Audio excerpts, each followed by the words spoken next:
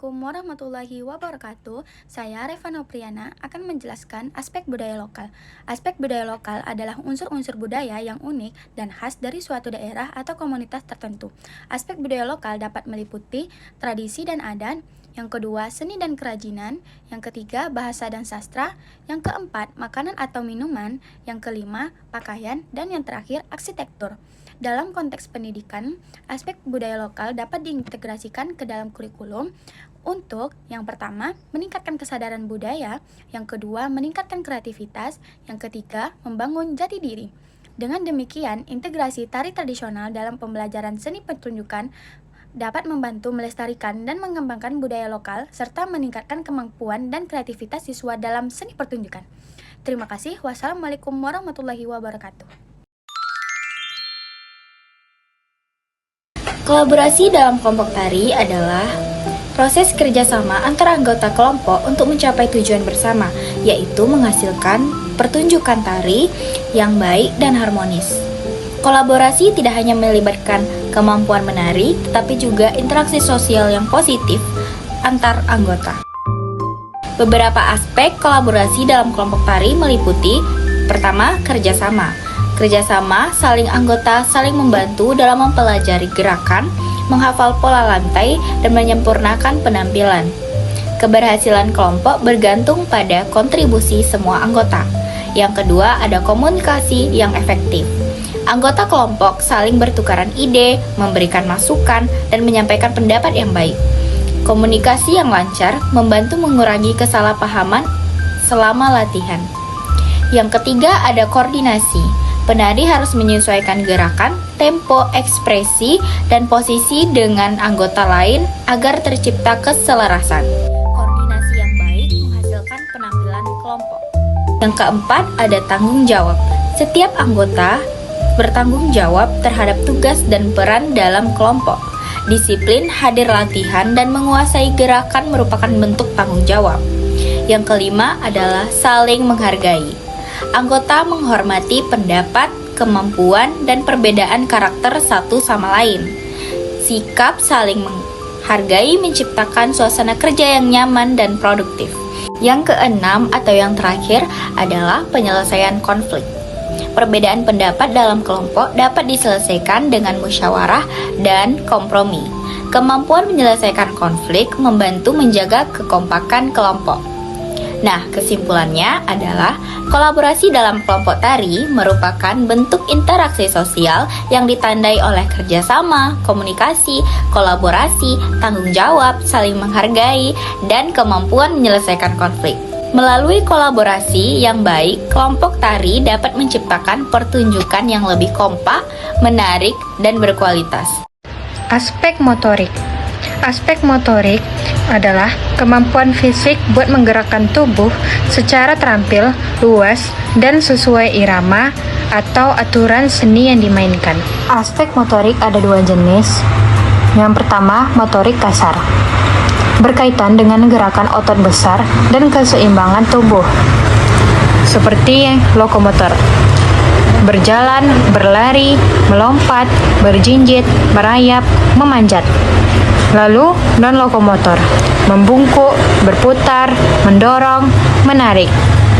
Yang kedua, motorik halus, berkaitan dengan gerakan otot kecil terutama tangan dan jari. Aspek yang diobservasi yang pertama koordinasi mata tangan, seperti menggunting, mengikuti pola, menempel. Kedua, ketangkasan jari, memegang pensil, mengancing baju. Ketiga, kekuatan genggaman, seperti merebas plastisin, memeras spons.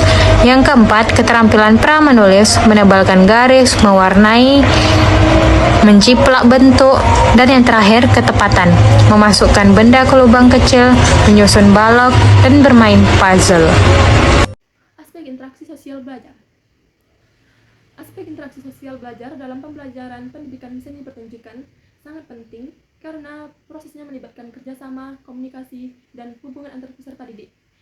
Dalam kegiatan seperti tari, teater, dan musik, siswa dituntut untuk berkolaborasi dengan teman sekelompoknya, saling berbagi peran, serta menyelaraskan gerak, suara, dan ekspresi agar menghasilkan pertunjukan yang harmonis.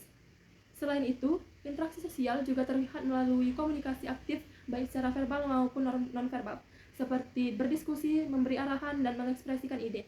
Peserta didik juga belajar untuk mengapresiasi dan menghargai karya teman, memberikan kritik yang membangun, serta menumbuhkan empati dan toleransi. Peran guru sebagai fasilitator turut memperkuat interaksi ini melalui bimbingan dan umpan balik yang membantu perkembangan siswa. Melalui proses tersebut, siswa tidak hanya mengembangkan keterampilan seni, tetapi juga nilai sosial seperti kerjasama, tanggung jawab, dan penghargaan terhadap budaya. Terima kasih. Aspek motivasi belajar dalam belajar dan pembelajaran pendidikan seni pertunjukan. Motivasi belajar dalam pendidikan seni pertunjukan merupakan faktor penting yang mempengaruhi kualitas pembelajaran dan prestasi siswa. Motivasi intrinsik seperti minat dan kesenangan terhadap seni pertunjukan, keingintahuan dan kesenangan dalam bereksperimen, dapat mendorong siswa untuk belajar dengan lebih giat. Sementara itu, motivasi ekstrinsik seperti penghargaan dan pengakuan, kesempatan tampil, dan hadiah juga meningkatkan motivasi siswa. Selain itu, siswa yang memiliki tujuan yang jelas dan spesifik seperti meningkatkan keterampilan pengetahuan, mengembangkan kreativitas, dan mencapai prestasi, cenderung memiliki motivasi yang lebih tinggi. Kemandirian, interaksi sosial, dan faktor emosional juga mempengaruhi motivasi belajar. Guru dapat mengembangkan strategi pembelajaran yang efektif dengan memahami aspek-aspek motivasi belajar ini, sehingga dapat meningkatkan motivasi dan prestasi siswa dalam pendidikan seni pertunjukan. Dengan demikian, siswa dapat mencapai potensi maksimal dan mengembangkan kemampuan seni yang optimal. Nah, di sini saya akan menjelaskan tentang aspek kreativitas dalam pembelajaran seni pertunjukan. Nah, dalam aspek tersebut, kreativitas dalam seni pertunjukan merupakan kemampuan siswa untuk menciptakan, mengembangkan, dan mengekspresikan ide secara bebas melalui gerak, suara, maupun peran aspek ini. Terlihat dari bagaimana siswa mampu berimprovisasi, mengelola imajinasi, serta menghasilkan karya yang unik dan tidak meniru sepenuhnya. Dalam proses pembelajaran ini, kreativitas juga muncul saat siswa berani mencoba hal baru. Nah, menggabungkan berbagai unsur seni, tari, musik, teater, serta mengekspresikan emosi dan cerita melalui penampilan mereka. Dengan adanya kreativitas pembelajaran seni ini, menjadi lebih hidup, menarik, dan mampu mengembangkan potensi diri siswa secara maksimal. Kreativitas juga berkaitan dengan keberanian untuk mencoba hal baru dan tidak takut salah. Nah, proses kreativitas ini biasanya dimulai dari eksplorasi, mencari ide, improvisasi, dan mengembangkan secara spontan hingga komposisi menyusun menjadi karya yang utuh. Dalam proses ini, siswa belajar berpikir fleksibel, terbuka terhadap ide, dan mampu memecahkan masalah secara kreatif. Selain itu, kreativitas dipengaruhi oleh beberapa faktor seperti lingkungan, belajar yang mendukung, motivasi, serta kesepakatan untuk mengekspresi. Guru berperan penting dalam memberikan stimulasi, bimbingan, dan ruangan kebebasan agar kreativitas siswa dapat berkembang. Yaitu ada improvisasi. Improvisasi gerak adalah kemampuan menciptakan atau mengembangkan gerak secara spontan tanpa mengikuti pola yang tetap sesuai dengan imajinasi, situasi, atau irangan musiknya. Selanjutnya itu ada ekspresi tubuh. Ekspresi tubuh itu seperti mimik wajah dan sikap badan dalam sebuah penampilan. Ekspresi tubuh kemampuan menyampaikan perasaan, emosi, atau pesan melalui gerak. Cukup sekian, terima kasih.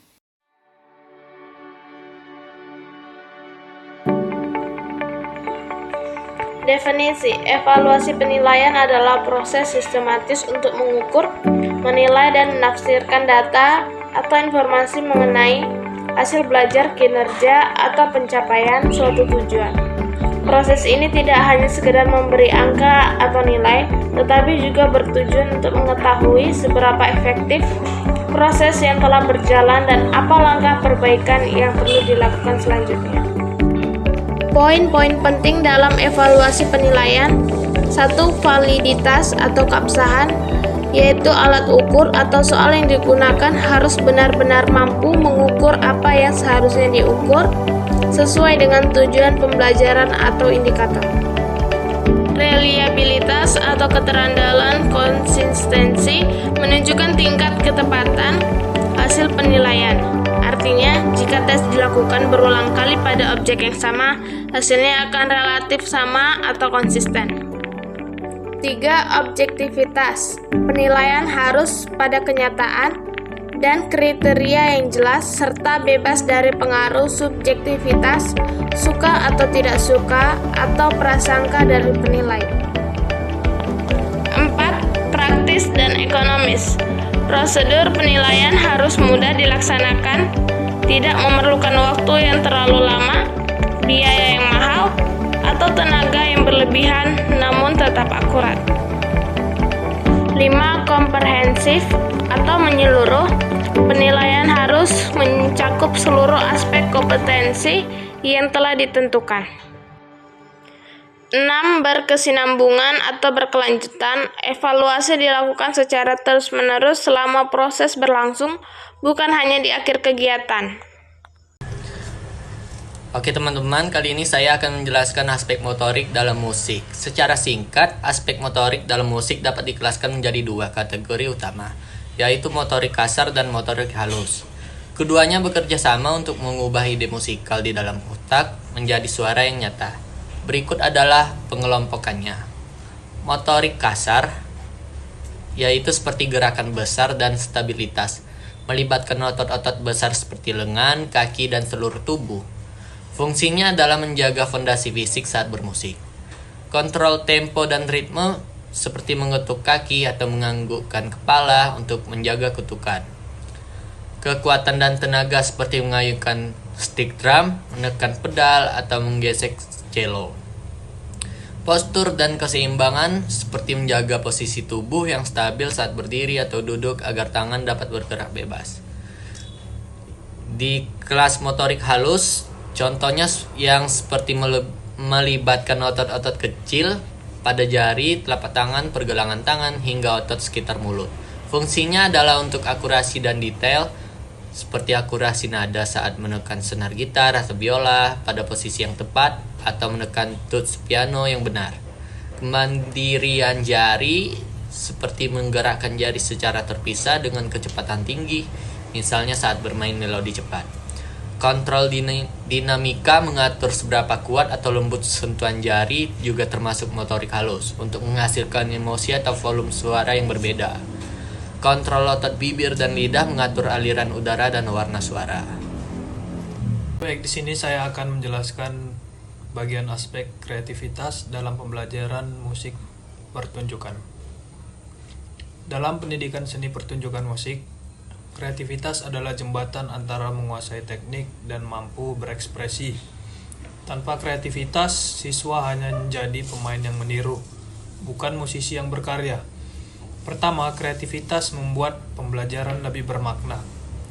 Siswa tidak hanya menghafal not atau akor, tapi juga belajar mengolah ide, emosi, dan teknik menjadi interpretasi atau karya sendiri.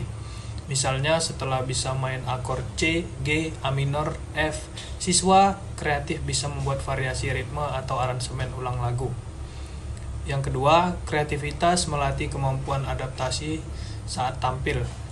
Di panggung kesalahan bisa terjadi. Siswa yang terbiasa berpikir kreatif lebih tenang karena bisa berimprov dan menyelamatkan pertunjukan, bukan langsung panik. Yang ketiga, kreativitas meningkatkan motivasi dan rasa percaya diri.